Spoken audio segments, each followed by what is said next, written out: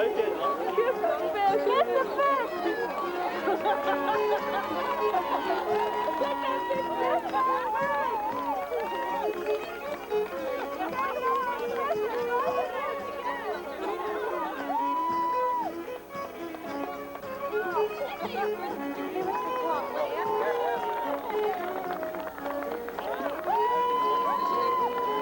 tuna hit the line so fast, it just flew out of it. Usually like to catch it way away from everybody, but this guy just stood right in the middle of the fleet. I want to get that fish, because already these guys are shouting at us, get it up, you know. We were dying. It's a right in the middle of the fleet. He wouldn't go out, circling around. But then to top it all off, Shab's there with the camera boat.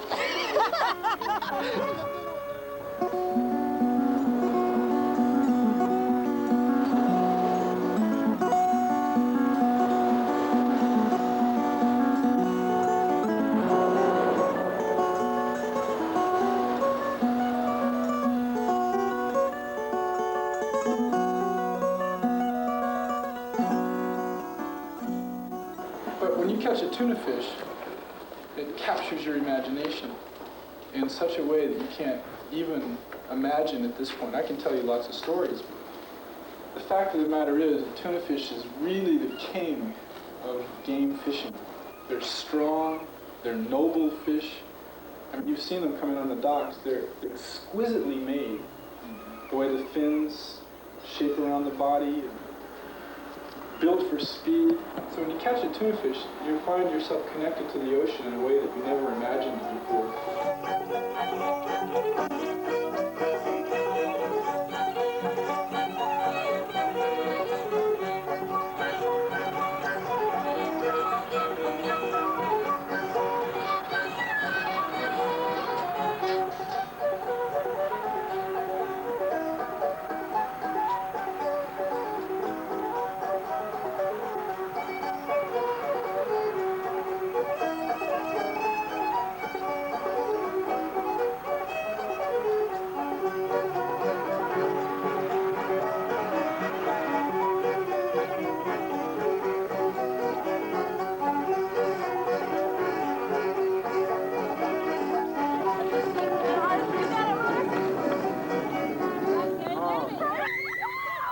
Now the key point is you have to make a tuna fish make a mistake.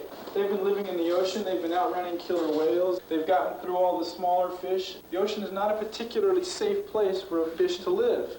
There's all sorts of things that want to eat it.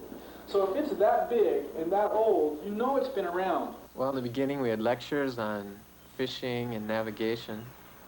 Some guy came from the Coast Guard and talked to us. And then after that we learned how to use the boats.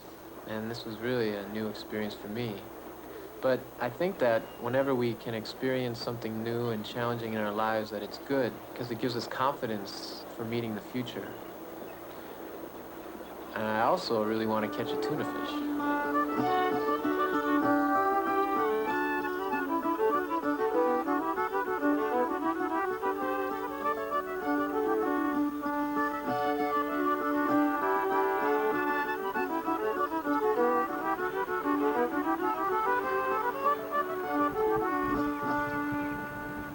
Sometimes it's really easy just to stay on the other side of desire, especially if it involves a lot of difficulties. It's a lot easier to just be lazy or satisfied or complacent about experiencing life.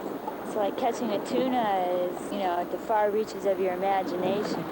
And I think it takes determination, you know, to believe that there's tuna down there and believe that a tuna's going to bite the line and believing that it's going to happen or that you can do it. Your first few days out there, those of you who aren't completely wiped out sick, will basically be chumming. That is, sitting on the side of the boat, cutting fish, smelly, rotten, gross, horrible, disgusting fish into little pieces and throwing it overboard precisely where your captain tells you to throw it. So it passes by the bait. Hi, Lee. Today I really get sick, Lee.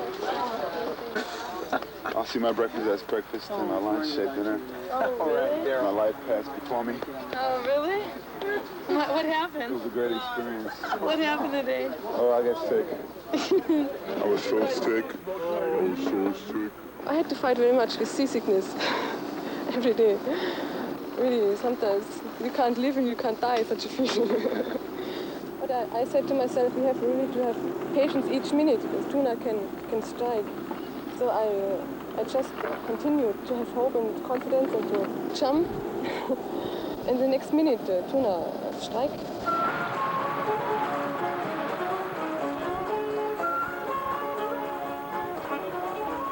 But I think the wild, the free spirit of the ocean, the fact that it's always changing, allows you to experience more who you are. You discover yourself because there's this pretty clean spiritual atmosphere. And I think that's the main ingredient for why the ocean is a place where a person can realize themselves. And oftentimes when we catch a fish and we were heading back, it happened 3 times. The dolphins would follow us. Just a little ways ahead of us, we could almost touch them, and they'd be jumping out of the water, like in celebration. It was just beautiful.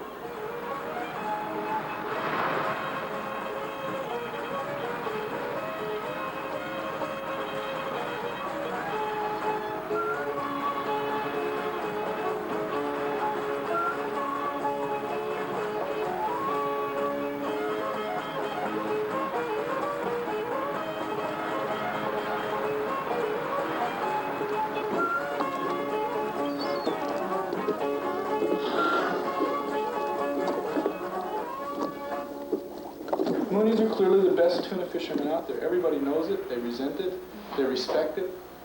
You know, they want to know what we're doing. We had guys watching us with binoculars all the time. So we would hide how we were cutting our bait. We'd never hold it up. They're still watching us. People couldn't believe that anybody would use dogfish for bait. Dogfish is worthless. It has no value. It has no meaning. It has nothing whatsoever. But it worked. And now a lot of people use it. We're fishing for bait. I'm going to eventually catch a dogfish for us. Really? All right, Dad. You got him? Yeah. Well, reel him in. Great. Whoa. Reel him in. You can do it. Get him. Well, you got him. You got him. How if my colleagues could see me now? That's right. You might ask, what's a nice, mild-mannered teacher like me doing in the middle of the ocean, 17 miles from land, bouncing around? I chose to do the Ocean Challenge program this summer because it's something that I felt would push me to my limits and even beyond my limits. And indeed, it has done that. Also, I've come to realize God's love for man and his desire that all of us use creation to the fullest and that we really benefit from the beauty of the world that he has created for us. Catching tuna is not something I would have necessarily thought I could do, but something that indeed happened because of the unity that I was able to gain with the other people on my boat, working together, having a common goal and a vision. The crew makes all the difference in the world. We'd spend 12, 17 hours a day, and then we'd come back and we'd have supper together. We'd eat together and be talking and joking around still. It was really incredible working with these people. We were into it. You know, that's the main reason. We did good. You know, we shared so many experiences. It was great. I've always had great respect for the ocean, and it's been very good after studying for a year again to, instead of pounding the books, pounding a few waves and getting a bit of fresh air and working with people who really love the sea and who really love their work.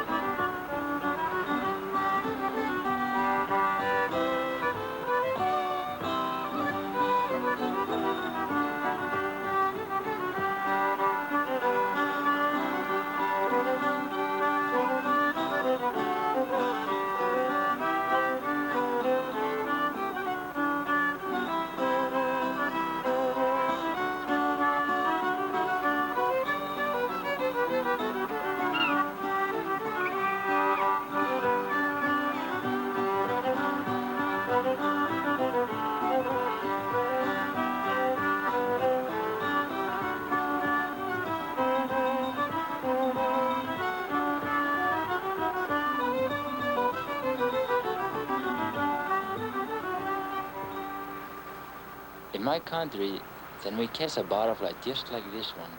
Then we hold it in the hand, we can ask for wish. If we have a pure heart and strong will, this wish will come through.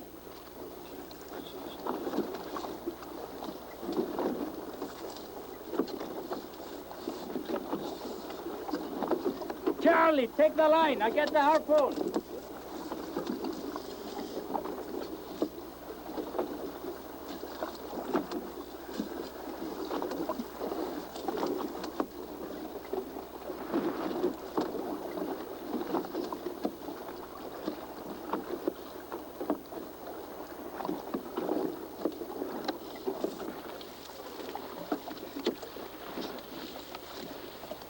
The lines are all straight out the back, everything's wonderful, and you just throw chum overboard. Now what happens is the tuna fish swims around, he's eating chum, eating breakfast, it's so good, bam, he hits the wrong one. The trick is to make the chum pass by the lines. So first of all, you have to get the lines spaced evenly according to how fast the chum will drop. Now chum generally disappears from your eyesight about 2.5 fathoms or a little bit beyond there. So you double that distance, and that's where the 5 fathom line goes.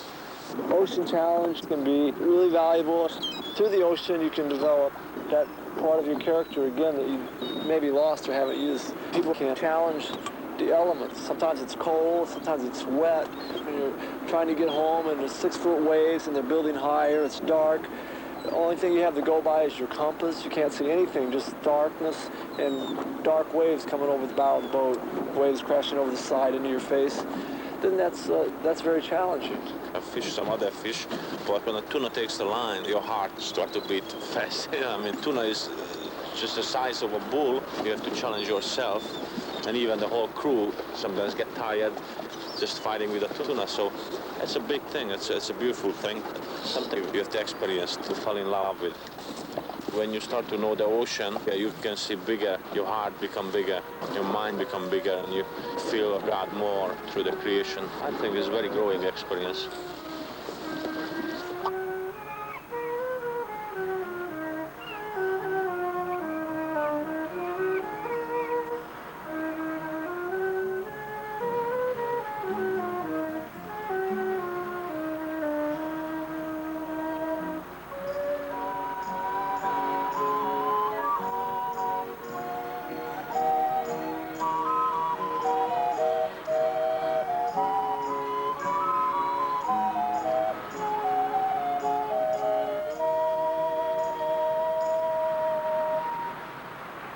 Some of the men wondered if we would be able to weather it. You have to get up at 2 o'clock in the morning, and he said, sometimes there's fog. Sometimes there's really bad weather. Can we make it in bad weather? And that was the first day that there were 4 women out on the fishing ground alone. Because everyone noticed us. We were full of rain gear, you know, so we just all yellow. But they noticed right away that there were 4 women. I remember that day because there was 2 guys and they said, do you have your Wheaties this morning, girls? Another guy goes on the radio, hey, there's 4 chicks next to me. The first place we tried to anchor, one man was really swearing at us and making very obscene remarks. So we did what we were supposed to do. It was a very gray day and kind of choppy. Put the lines out and started chumming. And really soon the line clip snapped and it flew out of the basket. We had our fish. But as we were doing it, we're going by these men that were swearing at us in the morning. We were right in the middle of everything. Yeah. It was like an arena. All of the boats, all the other fishermen, everyone just looking at us. Yeah. It was like being on stage, you know. So we're battling with this line. We were pulling with all our might. 2 of us at once.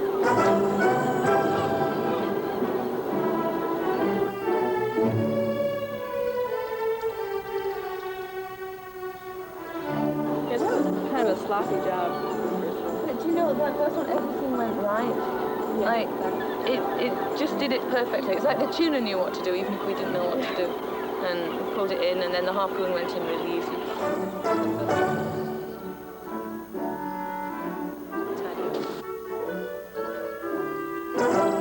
Because we haven't got the same strength that a man has, you had to think of different ways around situations. Forecast for eastern Massachusetts. Massachusetts, partly cloudy this afternoon with high temperature in the mid-70s. Tuesday, sunny, high temperature near 80. Sometimes you'll be sitting there for 3 hours, 4 hours, 5 hours, all day long, and nothing. Nobody has a strike. Not our boats, not other boats. Nobody has a strike. That's why we're in the waiting period now, you know. Really, everything is a question of faith. If they really have a positive attitude all the time and always clean the boat and always maintain a very high spirit on the boat, even though they don't have a result for many days, it doesn't matter, because they'll show that someday they catch, and they'll catch it. Now the sound you want to hear all day long, the sound you're waiting to hear is in that clip.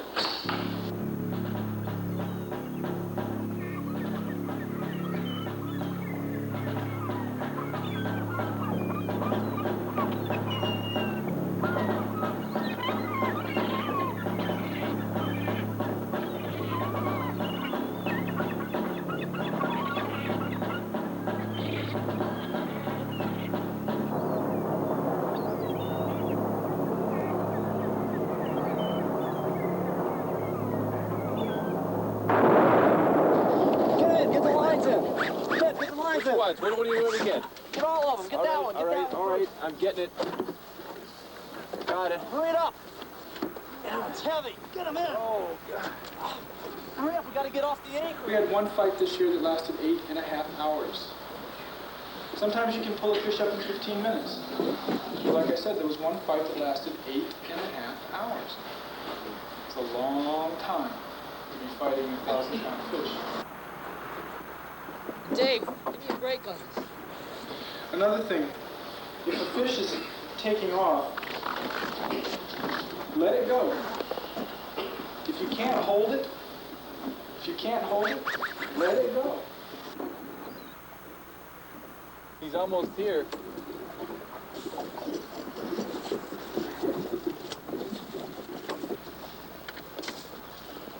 Sometimes they run so hard and so fast. Sometimes a fish will run 8, 10, 12 times. And then, after the fish runs, you gotta pull him back in.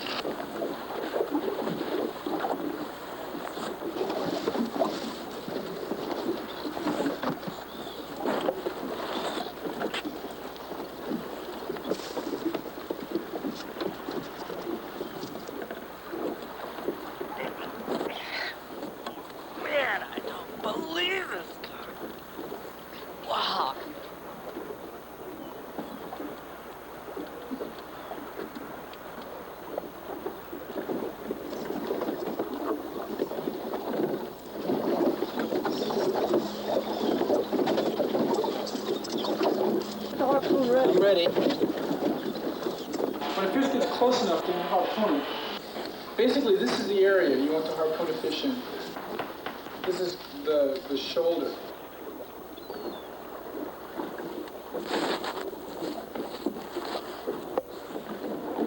Okay, he's making tight circles. Don't harpoon him until I say, Dave. He's still 15 feet deep. Don't throw it, but let him get up high enough where you can jab it in.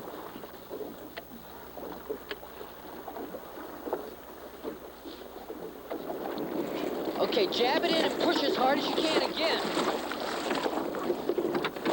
Grab the rope. Grab the harpoon rope. Get the gap and pull the tail up. We gotta tie the tail. You gotta reach way down.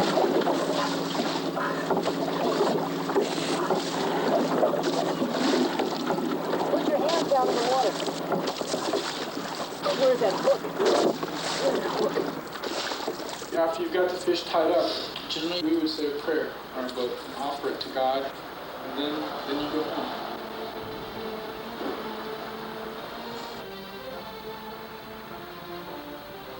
When you bring that thing back, I mean, you've done it. And you've got it there, and it's an experience. It can't ever be taken away from you. And I think that's what it's all about.